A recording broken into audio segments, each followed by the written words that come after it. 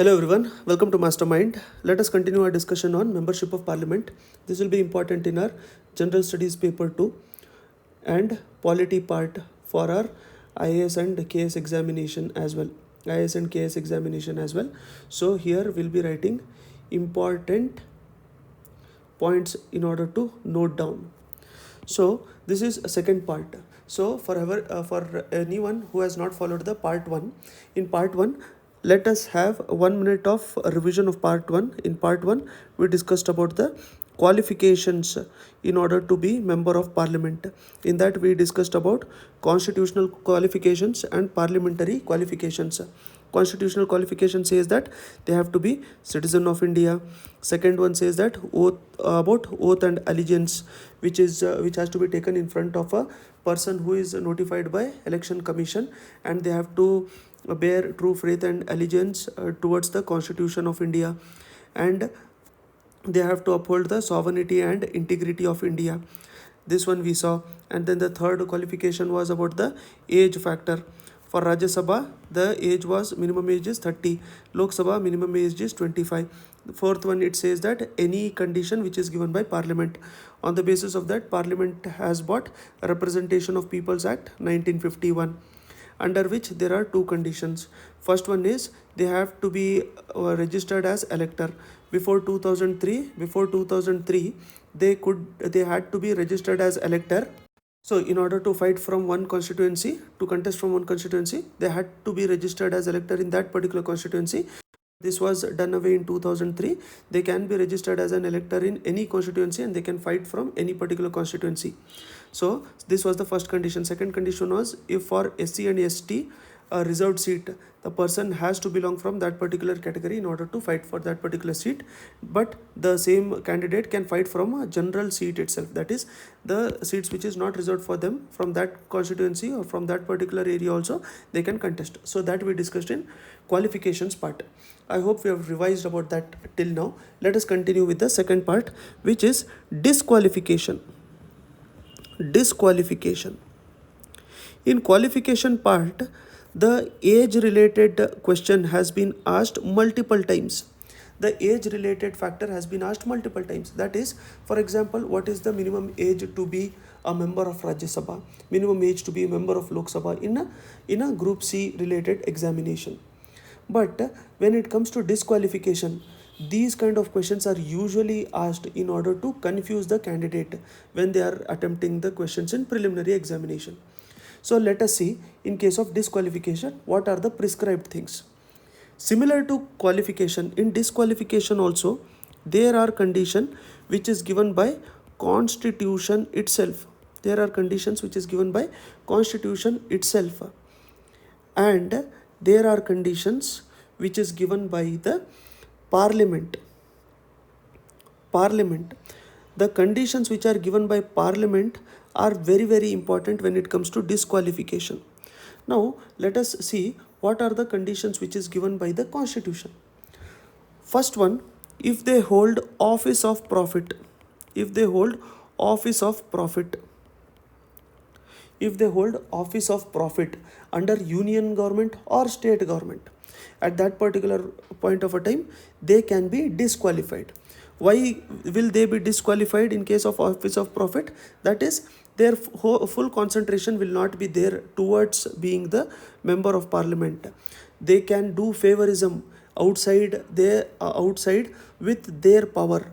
So because of this, the first condition itself is set in the Constitution, that they should not be holding any office of profit. Second one, if they are declared as unsound mind, if they are unsound mind and it is declared also by the court that they are of unsound mind. So in case of unsound mind, they will not be able to take better decisions, proper decisions, sound decisions, and because of that, this condition has been prescribed. Third one is, if they are undischarged, insolvent. In other words, you can also say that as long as he is not discharged his debts, that is, that is undischarged insolvent. So this is said by the Supreme Court of India itself. So in the Supreme Court of India's PDF, if you download and read about undischarged insolvent, the judge itself goes to observe that insolvent is a person who is unable to repay his debt, as long as he remains in that position that they are unable to repay his debt. They are known as undischarged insolvent. You can also call it as bankrupt. So this is the third condition. Now what is the fourth condition?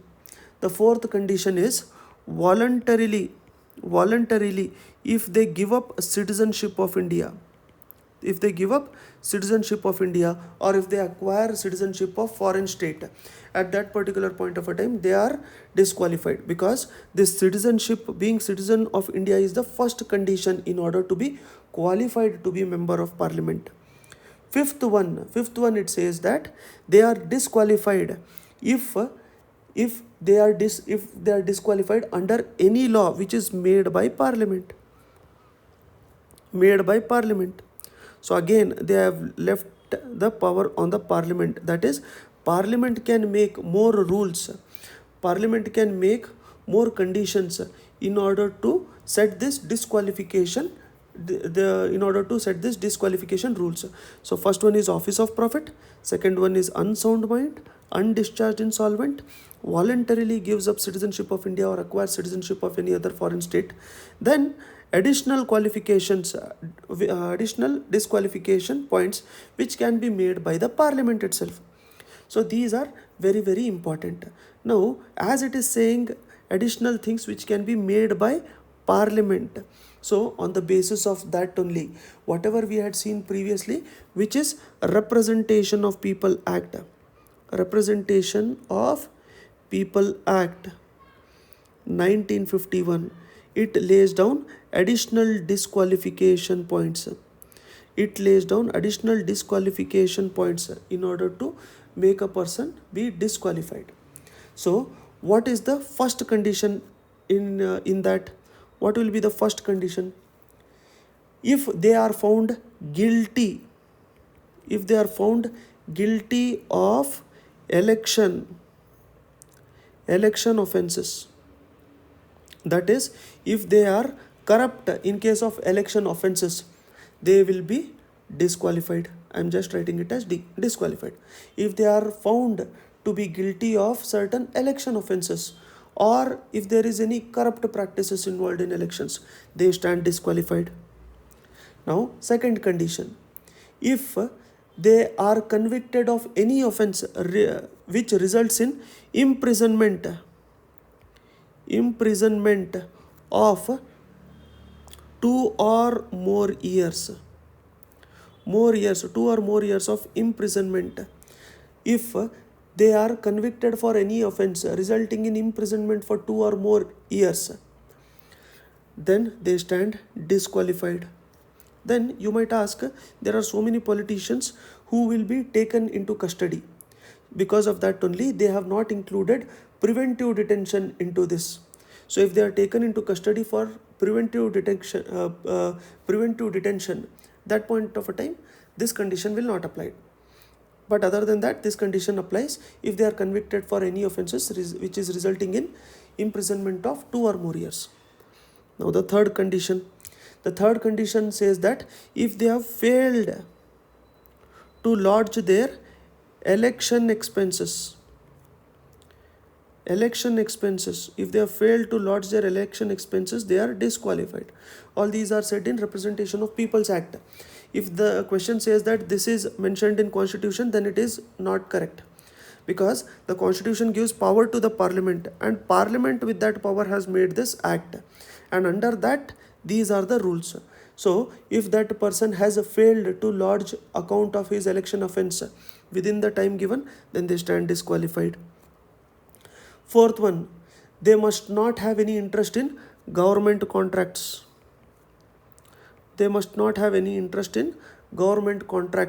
Or government works or government services. If they have any interest in any of those, then they stand disqualified. They must not be a director or managing agent in any company which is to hold office of profit in any corporation, if that corporation is having 25% government share, and in that corporation they are a director or managing agent, then they stand disqualified, because there that office of profit condition is flawed. Office of condition profit is flawed. Next one, he must not have been dismissed from government service for corruption charges. Corruption charges, or if they are disqualified on if they have been dismissed for disloyalty, for showing disloyalty to state, at that point of a time also they stand disqualified. Seventh condition, he must not have been convicted for promoting enmity between different groups. At that point of a time also they stand disqualified. And last condition is that he must not have been punished for social crimes, that is untouchability, dowry, sati, etc. If they are convicted for that, then they are disqualified. So we can see that in Representation of People Act 1951 there are 8 conditions which are given for disqualification. 8 conditions which are given for disqualification. And along with this, there is also one more very important condition, which is disqualification on ground of defection. Disqualification on ground of defection. So this is laid down in Constitution. This is laid down in Constitution. So in this there are few more conditions, but let us revise before that, before going to grounds of disqualification. In that there are just 4 grounds on which they can be disqualified, but before that we'll revise this. So Constitution lays down a few rules, and Parliament has laid down a few rules in order to be disqualified. First one is office of profit, unsound mind, undischarged insolvent, voluntarily taking up the citizenship or giving up of Indian citizenship, and additional conditions which is given by Parliament. Parliamentary conditions: guilty of election offences if they are imprisoned for 2 or more years, or if they are convicted for any offence for 2 or more years, failed to launch election offences within given point of a time, interest in government contracts, work or services, a director or managing agent in a corporation wherein government is having 25% share, if they are discharged or dismissed before on the corruption charges or showing disloyalty to the state, if they are promoting enmity between the groups or offences of bribery, then if they are punished for practicing social crimes such as untouchability, dowry and sati. On the basis of this, there are 8 points which has been given in the Parliament. And other than that there is grounds of defection. Now before going to grounds of defection, who will decide whether if these points are met or not in order to be disqualified? Whether a member is subject to disqualification as per Representation of People Act 1951. Who will decide that? In that case, for all the above disqualification, President's decision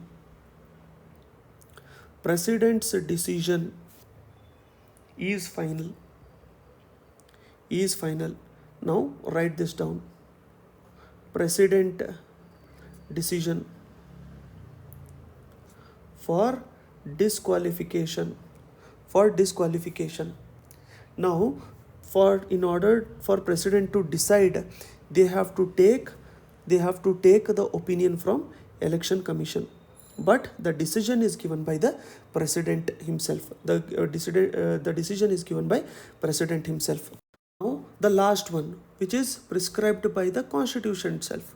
This is about defection. We are saying about Constitution because it is mentioned in the 10th schedule of Constitution. Now, what is this defection? That is, a person is elected from ABC party, but what if they jump to XYZ party after being elected? At that point of a time, they are defecting to this party, correct? What if they are elected to XYZ and they are defecting to ABC? What if they are elected as independent member and they are joining any party? What if it is a nominated member and they are joining any party? So for that there is defection. So there are 4 conditions in case of defection. First one is, if they are disqualified if they give up a membership of political party. If they voluntarily give up membership of political party, then they stand disqualified. If that person who is elected from, let's say, ABC, if he votes against the order of ABC, or if there is a whip which is given by ABC, or which is a direction which is given by ABC party, but in the parliament he votes against that or abstains from voting, votes or abstains, that is, will not vote for also, against also, they will remain like that only. In that case also they stand disqualified. This is on the direction which is given by political party. The third point, if the independent member joins party, they stand disqualified. Okay. If nominated member joins party, after the expiry of 6 months of their nomination, they stand disqualified. But in this case, if it is ground of defection or not, it is decided by speaker in case of Lok Sabha, chairman in case of Rajya Sabha. So who is the presiding officer of that particular house? Chairman in case of Lok Sabha, or chairman in case of Rajya Sabha, or speaker in case of Lok Sabha. So they will decide on the disqualification. In 1992, Supreme Court said that though this decision which is given by speaker or chairman is final, there can be judicial review. That is, they can be questioned in the court of law. So these are important points with respect to disqualification of member of parliament. So I hope you have understood about disqualification and qualification, which is very, very important part of Indian Parliament chapter. So I will see you in the part 3 of membership of parliament, in which we will discuss about vacating of seats if they are elected to 2 houses, if they are elected to 2 seats, if they are elected to different places or different levels. At that point of time, what happens? We'll discuss about that in the next part, or which is member of parliament part 3. I'll see you soon in the part 3.